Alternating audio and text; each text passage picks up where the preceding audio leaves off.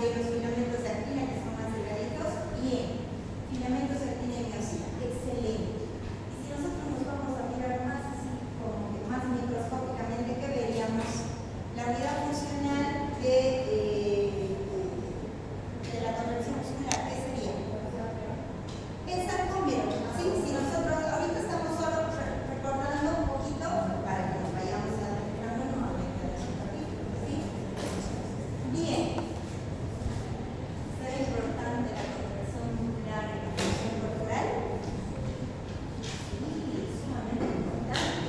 Y ahora, sobre todo, lo vamos a ver en las patologías. Los jóvenes que nos han tocado revisar nos van a decir, ¿sí?, dónde se afecta, qué músculos se afectan. Y vamos a ver la importancia de la contracción muscular. Es elemental para el movimiento, para la postura, ¿sí? La contracción muscular es de suma importancia. Adelante, adelante. Bien.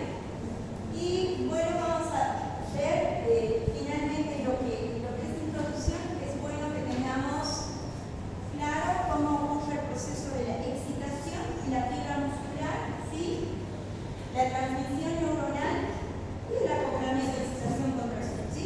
Cómo se produce el estímulo para que la fibra muscular esquelética se contraiga. ¿Bien?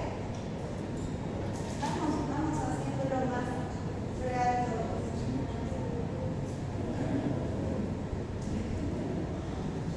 Estamos viendo lo que es la transmisión neuromuscular. Nosotros ya hemos visto un poquito en la práctica y quise que lo veríamos en la práctica, porque si no, si nosotros venimos y les hablamos aquí es como abstracto, ¿no? Tenemos que ver. Bien, entonces, ¿qué es lo que vamos a ver acá? Y lo vamos a ver con es que la anatomía de la unión neuromuscular, suena ese término, ¿sí? Vamos a ver, en la anatomía de la unión neuromuscular vamos a ver una neurona motora, ¿sí? Una placa motora terminal, vamos a ver las vesículas sinápticas, la acetilcolina, ¿sí? Bien. Y vamos a ver los receptores nicotínicos de acetilcolina. Vamos a ver los receptores. Vayamos con calma. Ahí. ¿Pueden ver todos? ¿Alguien tiene algún inconveniente?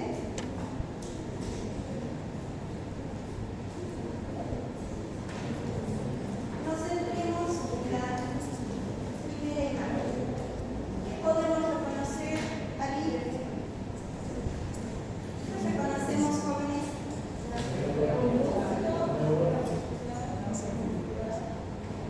Bien. Nos centremos en la imagen que tienen a la izquierda en la parte superior. La unión neuromuscular y la unidad motora. ¿Se puede ver ahí el dibujo del músculo esquelético? ¿Sí? Y como una neurona, en este caso una motoneurona, una terminal de una motoneurona, pero es similar, ¿sí? De momento quiero que recordemos esa imagen. Ya cuando nos toque el sistema nervioso vamos a hablar de los tipos de función de las neuronas, ¿sí? Porque hay función sensitiva, función motora, ¿sí?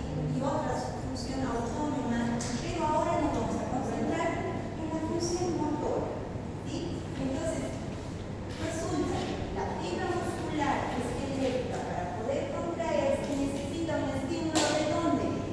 ¿De dónde viene el estímulo? ¿Dónde están las neuronas?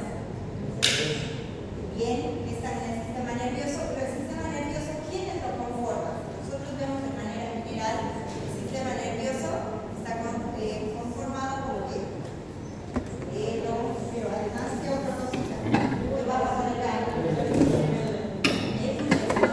Y ya cuando nos toque el sistema nervioso vamos a verlo en detalle, ¿sí? Pero el sistema nervioso, ojo, no solamente cuando hablamos del sistema nervioso, no solamente nos estamos refiriendo a las neuronas del cerebro, ¿sí?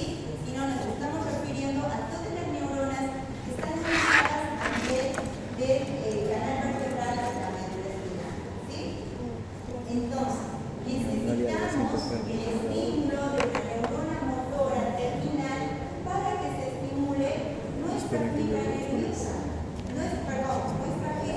muscular esquelética. Bien. Ahora, si nosotros aquella imagen la ampliamos un poquito más, fíjense acá, la imagen del medio, ¿qué reconocemos ahí? Ahí tenemos más elementos. Allá solo vemos simular una fila muscular. ¿Qué elementos más reconocemos acá?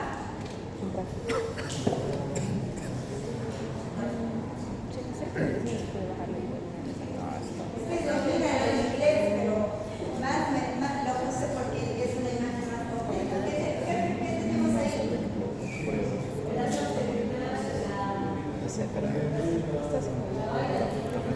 Bien, la banda de mielina, perfecto. ¿Qué más? Bien. Bien, ahí muestra de una manera muestra de una manera más esquemática a la función de la neurona como tal, ¿sí? A sus partes de la neurona, como para que nosotros tengamos una idea. ¿Bien? Ahora, fíjense cómo la terminal de esa neurona motora, imaginemos que esta cabecita, las dendritas, están en la columna vertebral. La imaginemos, ¿sí? Fíjense cómo la terminal de esa neurona tiene que ir a inervar a una fibra muscular, si no, no hay estímulo. Bien, necesitamos que la vaya a inervar. Eso se llama unión neuromuscular. ¿Sí? Así lo vemos de una manera más esquemática. Pero nos acerquemos más, veamos acá la tercera imagen, la podemos ver mucho más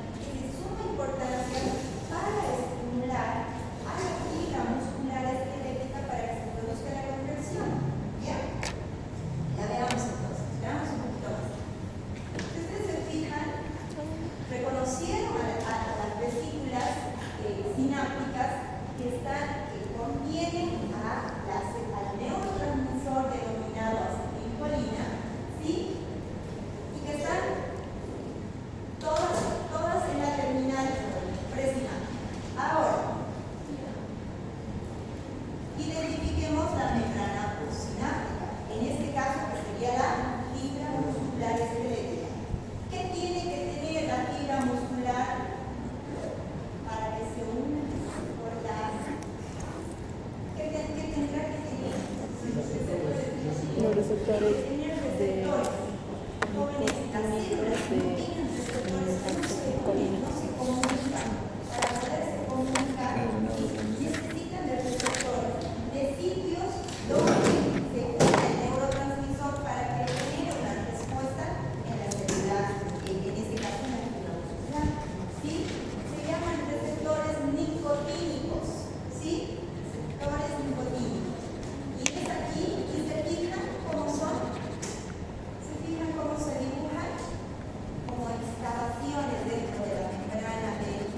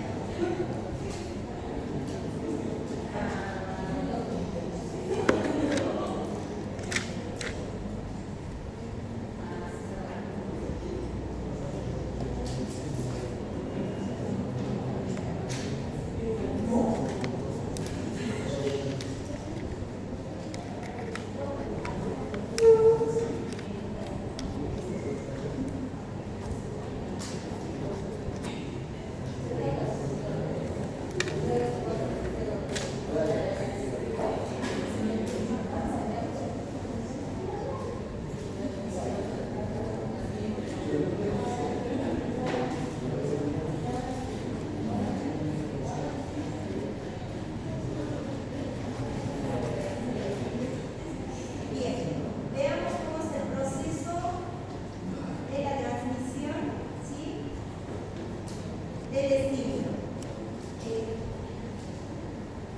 Recuerdo, me permitan mostrarles esta imagen que en la otra no se ve tan clarito. Bien, ¿qué reconocemos ahí? ¿Cómo se dará entonces este impulso? ¿Cómo? ¿Cuál es el estímulo que genera que el neurotransmisor acetilcolina se libere en la unión neuromuscular, placa motora, para producir la estimulación de la fibra muscular esquelética? ¿Qué elementos reconocemos ahí? Podemos volver a reconocer a la célula presináptica, la neurona motora, ¿bien?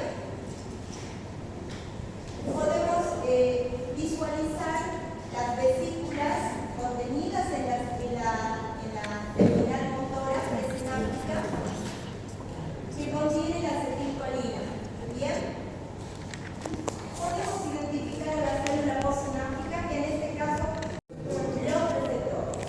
¿Se fijan cómo están distribuidos los receptores en la fibra muscular, ¿sí?, esquelética, ¿sí?, listos para cuando se libere la acetilcolina, y vamos a ver qué les ocurre a esos receptores para que se estimulen, para que se activen y para que generen ese potencial de acción que nosotros necesitamos para que las proteínas, los filamentos de actina y miosina entren en acción y se produzca la contracción muscular. Bien, otra cosa que quiero que identifiquemos son ven esas imágenes cuadraditas en la terminal presináptica. Esas imágenes cuadraditas ahí, sí, son canales de calcio, ¿bien?, que se activan por voltaje. Y vamos a ver qué elemental es el calcio, qué elementales son los canales de calcio para que podamos producir la liberación de la acetilcolina, porque no es que la acetilcolina se libera porque sí, tiene que haber un estímulo. Lo veamos en la segunda imagen. Acá. ¿Y qué es lo que ocurre?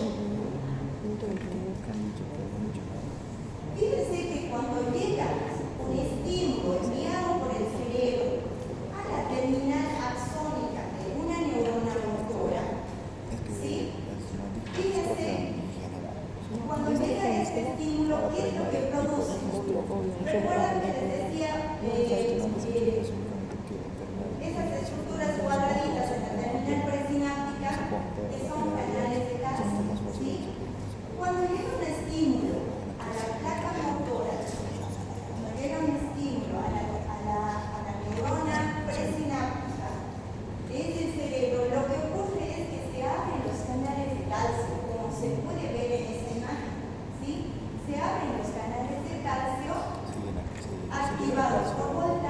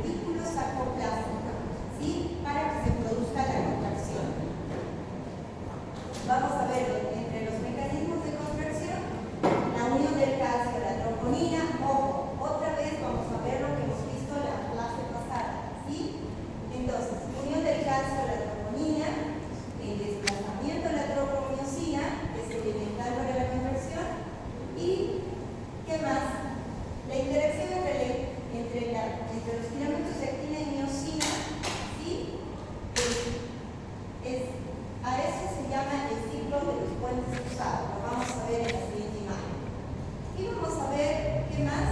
El deslizamiento de estos filamentos entre sí. Lo veamos en un esquema, ¿sí? ¿Podemos ver esta imagen o también no se ve como la anterior?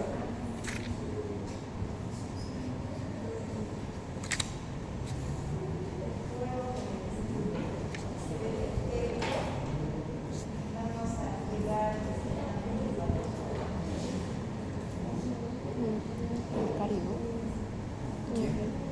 Karina creo que es.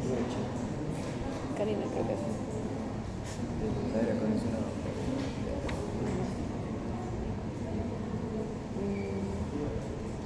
ahí.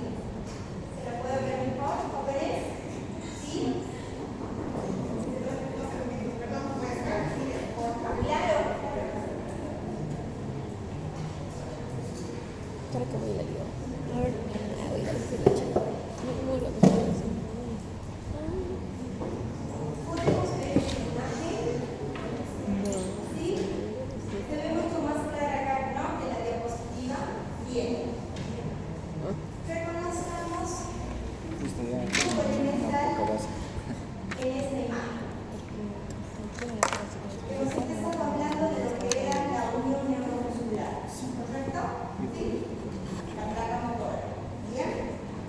Ahora vamos a ver todos los pasos de la contracción muscular, pero en una sola imagen.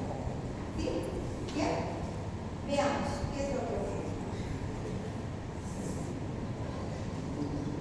¿Qué podemos identificar en la primera imagen? Y ya lo hemos visto. Reconozcamos los elementos que están ahí involucrados. ¿Qué es lo que tenemos? Bien. Perfecto. Hemos hablado de lo que es la placa motora y en la placa motora habíamos hablado de qué cosas elementales. Una neurona motora terminal, ¿sí? Perfecto. Una neurona terminal sináptica, excelente. ¿Qué más? ¿Qué otra estructura identificamos ahí? ¿Perdón? Excelente. Tenemos que reconocer la membrana presináptica y la membrana postsináptica. Excelente. Pero, ¿qué elemento es esa estructura tubular alargada? ¿Tubos T? Excelente. Es la membrana de la fibra muscular. ¿Sí? Bien. Es como una célula del músculo esquelético. ¿Sí? Perfecto. Ahora sí. Ahora se ve todo más integral. Todo lo que hablábamos por separado lo vamos a ver de la manera más integral. Y fíjense que cuando llega un estímulo, ¿sí? A la membrana muscular, ¿qué es lo que ocurre? ¿Qué es lo que ocurre en la membrana postsináptica? Fíjense ahí, fíjense en la imagen del centro, en la unión neuromuscular donde se une la terminal de la neurona motora a la fibra muscular. ¿Qué es lo que libera? ¿Qué habíamos dicho? ¿Qué neurotransmisor está en la terminal axónica de la neurona motora? La acetilcolina. Perfecto. Fíjense cómo va liberando desde sus vesículas al neurotransmisor acetilcolina. ¿Sí? ¿Y qué es lo que generará esto dentro de la célula que han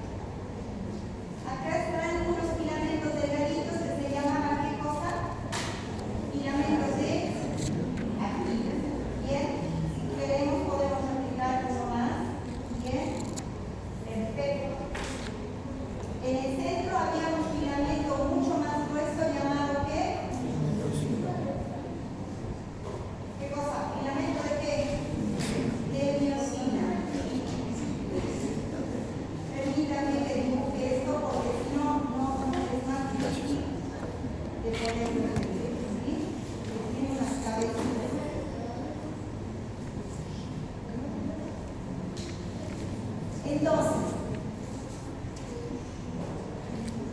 la actina, jóvenes, que es una proteína mucho más delgadita, que está sujetada en la línea Z, bien, está como protegida, ¿sí? Y está protegida porque por una proteína que ya le está diciendo su compañero, ¿sí? Entonces, en este sitio se encuentra la troponina, que cuando llega el calcio, ¿sí?, se une a la troponina y cambia su forma, ¿sí? ¿Y qué es lo que hace? La convierte en tropomiosina y hace que esta cadenita, que normalmente estaba enrollada acá y que no dejaba que las cabecitas de la miosina se adhieran a los sitios de acción de la actina, es como que la desactiva, ¿sí? Le quita esto, es como que le quita estos sitios de acción, para que las cabecitas de la miosina se unen a los sitios de acción de la actina y a la insulina, ¿sí? Bien, pero para eso necesitaremos algo de energía, ¿sí o no? Muchísima energía. Vamos a ATP, ¿sí? Entonces, el ATP se convierte en ADP, ¿no es cierto? Y una serie de reacciones químicas, pero lo que es elemental, que recordemos, es que necesitamos energía para que se produzca la conversión. ¿Bien? Entonces, fíjense ahí cómo, gracias a este mecanismo, ¿sí?, a que el calcio se une a la troponina y posteriormente esto permite que se activen los sitios de unión, o si se les llama sitio activo de los filamentos de actina, para que se une la miosina, ¿sí? Para eso nosotros necesitamos la liberación de energía, y es que gracias a este mecanismo se generan grandes cantidades de energía para que estas cabecitas, estos brazos, en realidad estos se llaman bracitos, ¿sí?, brazos de miosina, puedan tomar los sitios activos y como traccionar a la actina más hacia el centro, ¿sí? Es como que la actina se va a ir superponiendo cuando vayan piloneando a la miosina, ¿sí? Se va superponiendo a esta y esta acá, y se genera ese mecanismo de deslizamiento para que se produzca la conversión. Sí, creo que había un reductor en pluma Sin este hacia mecanismo no hay conversión. ¿Bien? Bien. Debe haber componentes. ¿Alguna duda hay? todo hacia esa parte. Porque Esa luego misma vamos es a la tocar los... Sí, ya está. Sí, Todo es interesante. sí.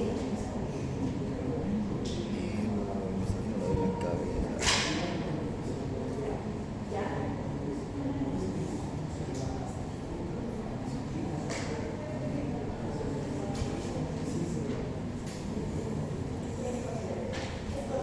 Pero, ¿por qué nosotros no vamos a decir algo más complejo de ese mecanismo?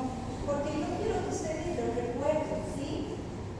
Si yo me voy, quiero que ustedes recuerden esta imagen cuando queramos recordar cómo es que se produce el mecanismo de la conversión muscular, ¿sí? Hay una serie de mecanismos químicos que ocurren a este nivel, tal cual lo dice su compañero Efraín, ¿sí? Una serie de elementos. Pero lo que más me interesa y lo que quiero que recordemos es que se necesita el calcio como para que se activen los sitios específicos de la actina para que la miosina pueda ejercer sobre ella, pueda caminarla, en otras palabras, ¿sí?, la pueda caminar, porque normalmente en estado de reposo estos sitios están sellados, entonces no permite que se una la miosina a la actina y por tanto no permite que se deslicen los filamentos entre sí. Necesitamos que cuando para la conversión que esto se desbloquee, y eso se logra gracias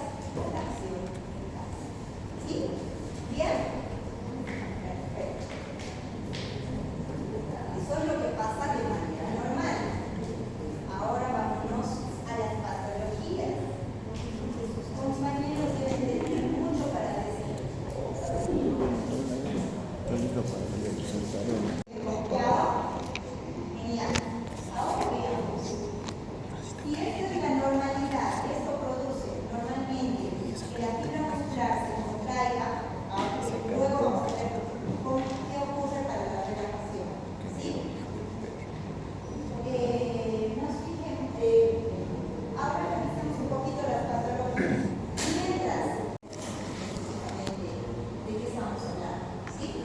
La acetilcolinesterasa es una enzima, ¿sí?, que se encuentra en el espacio, en este espacio de la unión neuromuscular, ¿sí?, entre la terminal de la neurona presináptica y la membrana postsináptica. Y esta enzima, ¿qué es lo que hará? Ustedes se han imaginado, si nosotros sabemos que el neurotransmisor acetilcolina es elemental cuando se libera para la contracción muscular, se han preguntado qué pasará si no hay algo que lo inhibe y se sigue generando enormes cantidades de acetilcolina para estimular la membrana presináptica, postsináptica, perdón. ¿Alguien se ha hecho esa pregunta?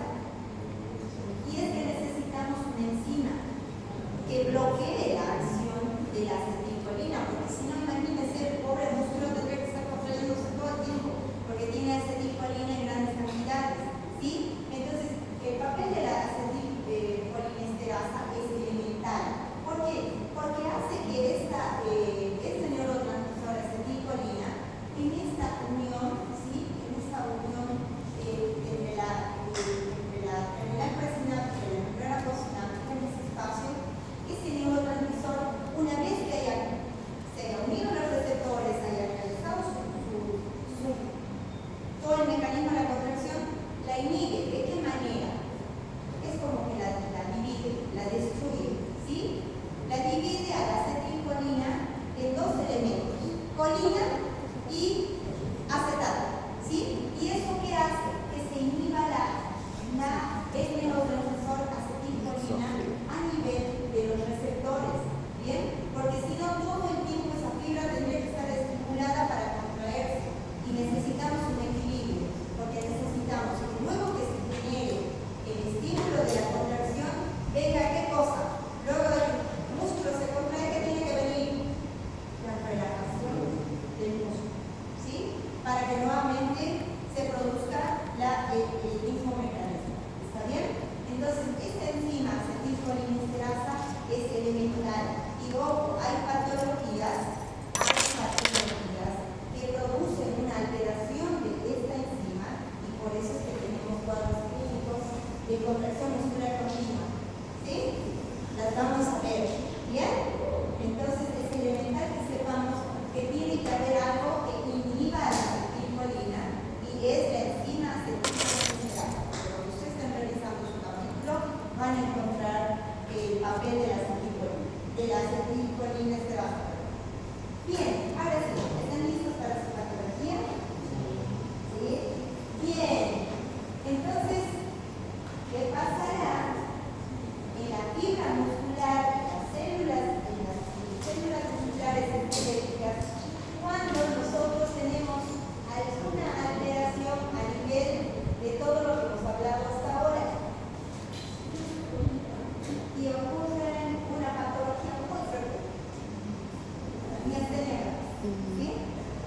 Y ha sido bueno que la revisemos porque si no, cuando todo te lo dicen, a veces no es significativo, ¿no? Y a veces justamente fue un momento que estábamos cansados, y un momento que estaba No, la miastenia gravis es que el organismo ¿de qué genera trata la miastenia anticuerpos gravis? y no permite que la acetilcolina llegue al músculo. Bien. Escuchemos a sus compañeros porque luego hay otro grupo que tiene otra patología que también va a mencionar. Escucha un poquito lo que ha investigado sobre esta patología y luego vamos a ver otros grupos también cuando ya terminen la clase en el que se la comunicación, ¿no? Bien. Ya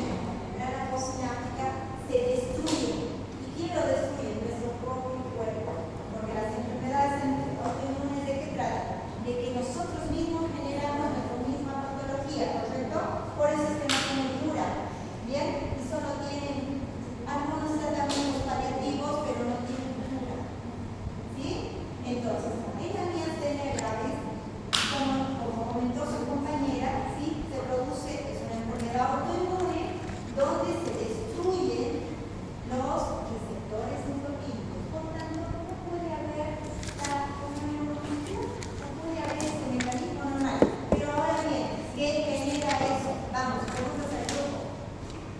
¿Qué genera?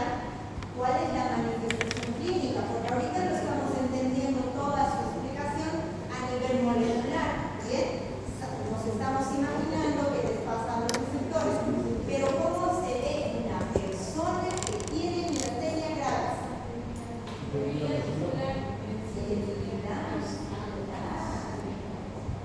¿Qué tendrá esa persona todo el tiempo? ¿Podrán contraerse los músculos, sí o no? No se contrae, entonces todo el tiempo están relajadísimos, ¿cierto? Pero estar relajados todo el tiempo no es bueno. ¿Por qué? ¿Qué manifestaciones clínicas tiene ese paciente? Y el grupo tiene que haber visto. Aparte de la herida muscular, también la caída del párpado de uno de los ojos. Bien. También incluso una manifestación más severa, puede ser que llegan a paralizarse los músculos respiratorios. Genial, genial. Bien, bien, bien. Entonces, si nosotros vamos agrupando lo que están diciendo sus compañeras, es que la alteración de la musculatura esquelética se produce a nivel oftálmico, ¿sí? Sí, se genera una ptosis palpebral, el paciente se cae el párpado, ¿sí? ¿Sí? Bien. Manifestaciones a nivel oftálmico. ¿Dónde más?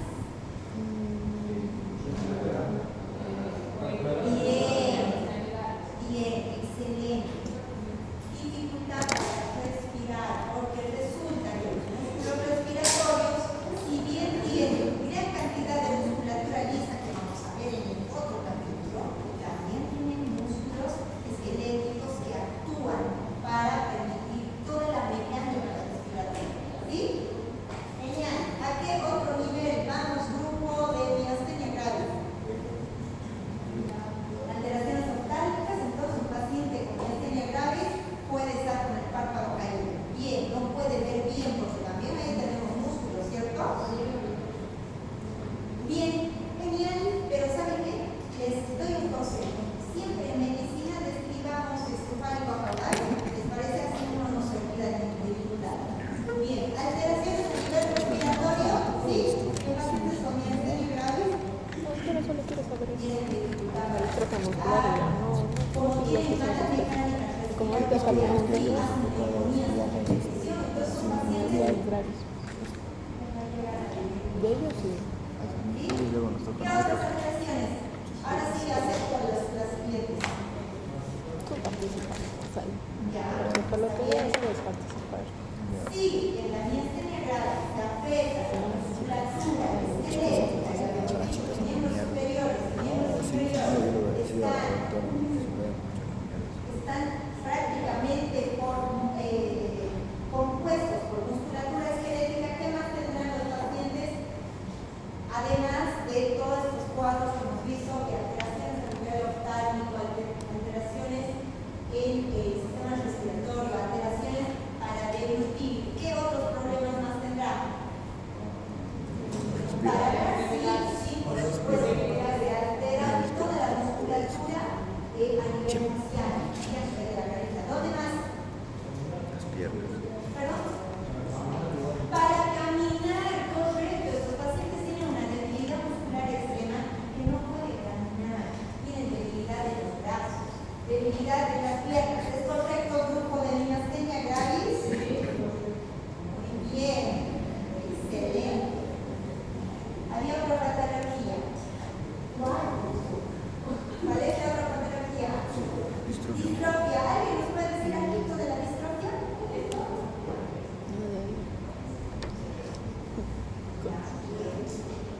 ¿Quién estaba a cargo de esto? No, pero Adelante. Por favor, a su compañero. Bueno, la distrofia tal cual Escuchemos un ratito. es muy amplia porque existen distintos tipos de distrofia y la distrofia muscular en general es un conjunto de afecciones que afectan directamente a la unión neuromuscular, o sea, que afecta la producción del neurotransmisor que se estaba explicando hace rato. Entonces, la distrofia muscular se debe a una debilitación de este tipo de neuronas, ya que evitan la contracción muscular y también evitan, por lo tanto, la fuerza en general del cuerpo. Ahora, en cuanto a tipos de distrofias, estaría la de Buchernia-Becker, que es netamente genética, la miotónica y la fascio-escapulo-humeral, que es la que ocupa la mitad de arriba. Es más específica esa zona. Perfecto. Entonces, eso sería un pantallazo de lo que es distrofia muscular en general, digamos. No sabía a cuál enfermedad directamente dirigirme. Como le digo, hay distintos tipos de distrofia. Entonces, pero lo que afecta la distrofia, para que se entienda, es a esto, a la unión neuromuscular, que afecta a las fibras tal cual. Entonces, Excelente. Otra patología que afecta a ¿dónde? La unión neuromuscular. Bien, ¿no? En esa patología, sobre todo, la alteración está a nivel de la membrana, ¿sí? A nivel de la membrana de la fibra muscular. Bien. Pasa que esta membrana se altera, se destruye, ¿sí? Y estos pacientes tienen manifestaciones clínicas muy similares a los pacientes con que acabamos de mencionar, con vías cerebrales. ¿Está bien? ¿Sí? Perfecto. ¿Qué otro grupo vía? ¿Se nos quedó claro entonces qué es lo que ocurre? ¿Sí? Genial. ¿Qué otro grupo vía? Jóvenes. ¿Qué otro grupo teníamos? Ustedes tienen que leer el adelante. De los desgarros, perfecto. Los desgarros, luego vemos esto que es breve, porque es el mecanismo ya de relación. Escuchen un poquito los desgarros. ¿Qué pasa en los Pero desgarros sí, jóvenes? como que ya hay ¿Qué pasa en los desgarros? Bien. desgarros. Desgarros. Sí, no, y aquí la tenía. Mira, Desgarros aquí la tenía. Escuchemos, jóvenes. Prestemos atención a su compañero. Lo voy a preguntar por otros. Bien. El desgarro muscular es una lesión donde las fibras musculares se rompen parcial o totalmente debido a una fuerza excesiva o estiramiento brusco. Son tres alteraciones que serían estructurales, que sería la ruptura de fibras musculares, hematoma e inflamación. Funcionales sería el dolor intenso, pérdida de fuerza y movilidad, espasmos y rigidez muscular. Y la bioquímica sería alteración de inmunoglobulina, alteración de iones y activación de células de reparación. Para la recuperación, en la fase inicial sería la inflamación Sigue estudiando. y eliminación de tejido dañado. Eso era lo que me mencionaba, creo que me fue para que vayas. ¿Qué tiene que yo como, o sea, yo te voy a volver a Por ahí había algo como la producción de calcio.